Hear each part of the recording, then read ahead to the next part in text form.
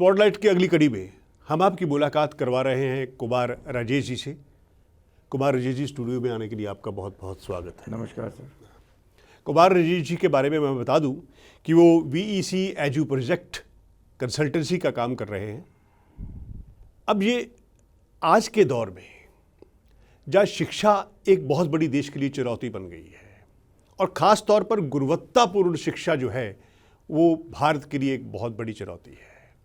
विश्व के 100 संस्थानों में भी केवल भारत के 1 या 2 संस्थानों का ही नाम आता है। अब सवाल ये है कि इस चुनौती को पूरा कैसे किया जाए। तो कुमार जी, मेरा पहला सवाल ये है कि आपकी जो संस्था है, आप जो कंसल्टेंसी का काम करते हैं, वो उसका बेसिक उद्देश्य और ऑब्जेक्ट क्या है? क्योंकि अक्सर कई बार जो लोग वो एजुकेशन से जुड़े हुए होते हैं तो लोग ये समझ लेते हैं कि ये एडमिशन्स करवाते होंगे या कहीं किसी कॉलेज में होता होगा तो उसके लिए कंसल्टेंसी है। वास्तव में क्या कार्य है? जी, जहाँ तक VEC एजू प्रोजेक्ट कंसल्टेंट्स का सवाल है, इनफैक्ट ये कॉन्सेप्ट हमने आज से 20 साल पहले लगभग शुरुआत की थी। और इसमें ये है कि जब कंसल्टेंट वर्ड यूज़ करते हैं तो लगता है किसी कॉलेज में एडमिशन कराने वाला बंदा है या किसी यूनिवर्सिटी में कराने वाला बंदा है, उस तरह की बात। तो यहाँ पे क्या है कि हम एजुप्रेन्योर्स तैयार करते हैं, उन लोगों को तैयार करते हैं जो एजुकेशन में इन्वेस्ट करना चाहते हैं या जो लोग एजुकेशन वेंचर को स्टार्ट करना चाहते हैं, कुछ नया हो, कुछ जैसे पुराने हैं जो अपने आप को अपग्रेड करना चाहते हैं, उसके लिए भी हम सपोर्ट करते हैं, पूरी की पूरी सॉल्यूशंस देते हैं। दूसरी चीज़ होता है कि इसमें आज की डेट में क्या है कि पोस्ट कोविड एरा में भी, मान लीजिए आज के जो हालात चल रहे हैं, इनफैक्ट जी, इस पीरियड में भी आप देखेंगे कि भाई लोग तो करना चाहते हैं, लोग काफ़ी कुछ करना चाहते हैं। मोदी गवर्नमेंट का भी काफ़ी कुछ फोकस है कि आप सेल्फ एम्प्लॉयमेंट ओरिएंटेड कुछ कोर्स कीजिए। उसी तरह से हम क्या करते हैं कि पहले सेमिनार होता था, अब वेबिनार हो रहा है, तो उसमें हम क्या करते हैं कि होस्ट करते हैं, जिससे कि लोगों को कहीं भी इंडिया के किसी कोने में बैठे बैठे उसको ये पता चल जाए कि कैसे कौन सा प्रोजेक्ट स्टार्ट करना है। और इसमें क्या है कि मोर देन 50 प्रोजेक्ट्स ऐसे हैं आज की डेट में भी जो हम स्टार्ट कर सकते हैं, और जिसमें कहने का मतलब कि आप 10 लाख से लेकर के 10 करोड़ तक कोई भी इन्वेस्टमेंट आप कर सकते हैं।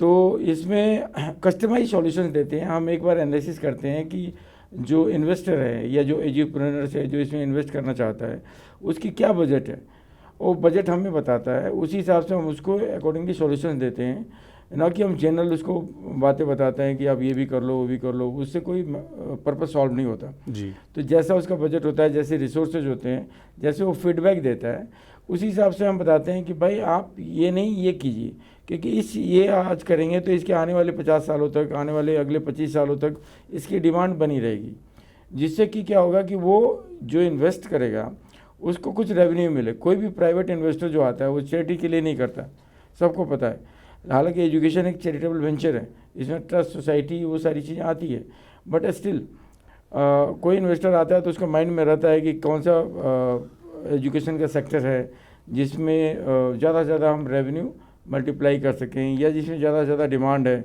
या बिना मार्केटिंग किए बच्चे आ जाएं। तो वो चीज़ें हम सॉल्यूशन देते हैं। जैसे आज के डेट में आप फार्मेसी का कॉलेज खोलते हैं जी, या नर्सिंग कॉलेज खोलते हैं, या फिर कोई स्किल डेवलपमेंट का प्रोग्राम करते हैं जिसमें गवर्नमेंट फंड करती है, तो उसमें मल्टीपल रेवेन्यू जनरेशन आपका हो जाता है और आप कम समय में ज़्यादा से ज़्यादा अर्निंग कर सकते हैं। तो अपना पर्पस होता है कि जो भी हमारे क्लाइंट्स हैं अक्रॉस द कंट्री, चाहे इंडिया के किसी कोने में रहें, किसी जंगलों में भी रहें, या गाँव में रहें, शहर में रहें, कहीं भी रहें, आपको एक ऐसा सॉल्यूशन देना जो बेस्ट इन द मार्केट होता है। और हमारे पास पूरी टीम है एक कंसल्टेंट्स की जो कि ये काम करती है, और इसमें मेरा खुद का भी 25 ईयर्स, मोर देन 25 ईयर्स हो रहा है अभी जो एक्सपीरियंस है, जो शुरू से एजुकेशन लाइन में रहने का सौभाग्य मिला है। और मैंने देखा है कि शुरू में बहुत सारे ऐसे एजुकेशनल इंस्टीट्यूट्स हैं जो एक्सपर्टीज के कारण या गाइडेंस के कारण वो जो करना चाहिए था वो नहीं कर पाते। अच्छा, अब कोरोना एपिडेमिक के बाद जो स्थितियां पैदा हुई हैं उसके अगर नज़रिए से देखा जाए तो देश को किस तरह के एस्टेब्लिशमेंट की, एजुकेशनल एस्टेब्लिशमेंट की ज़रूरत है? क्योंकि आप इस दिशा में काम कर रहे हैं। आपने जब एस्टेब्लिशमेंट के प्रोजेक्ट्स की बात की, स्कूलों कॉलेजों के प्रोजेक्ट्स की बात की, अब online education, virtual submit, webinar की आपने बात की है, तो बहुत कुछ जो दृश्य है वो काफ़ी बदल गया है। और उस नई स्थितियों में हमें किस तरह के संस्थान की ज़रूरत है? नई स्थितियाँ जो परिस्थितियाँ क्रिएट हुई है, आर्टिफिशियली क्रिएटेड है कि नेचुरल है, अभी इस पर काफ़ी कुछ डिस्कशन चल रहा है जी। बट ये जो परिस्थिति है इसमें आपको कोप अप करना ही पड़ेगा, इसमें आपको रहना ही रहना है, आपका एक कंपल्सन है। आप एजुकेशनल इंस्टीट्यूट शुरू करते हैं या आप टीचिंग मोड में आना चाहते हैं या कोई फैकल्टी है, तो आज की डेट में जो टेक्नोलॉजी प्लेटफॉर्म है उसको आपको यूज़ करना बहुत ज़रूरी है। उसी लिए हम आज भी टेक्नोलॉजी प्लेटफॉर्म को यूज़ करके, ताकि ट्रैवलिंग कम से कम हो। हमारे केसेस में क्या होता है, जहाँ प्रोजेक्ट की बात करते हैं वहाँ पे काफ़ी डिस्कशंस होते हैं। एक छोटे से प्रोजेक्ट को डिस्कस करने के लिए 2 से 4 घंटे का टाइम लगता है।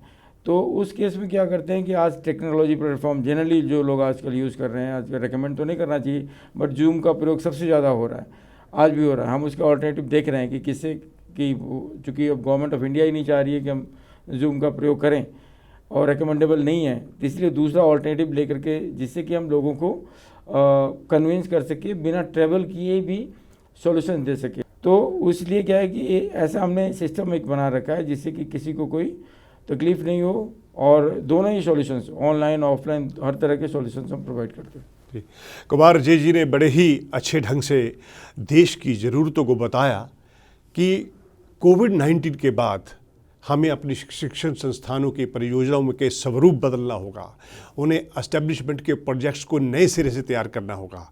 तो ये अपने आप में एक नया नवाचार है। जैसे हम कहते हैं कि अगर देश बढ़ेगा तो नए आइडिया से बढ़ेगा, देश बढ़ेगा तो नई टेक्नोलॉजी से बढ़ेगा। कुमार अजय जी, स्टूडियो में आने के लिए आपका बहुत बहुत धन्यवाद। धन्यवाद।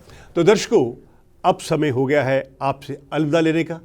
अगले हफ्ते इसी समय नए मेहमानों के साथ, नए आइडियाज़ के साथ, नए विचारों के साथ आपके सामने पेश होंगे। तब तक के लिए धन्यवाद।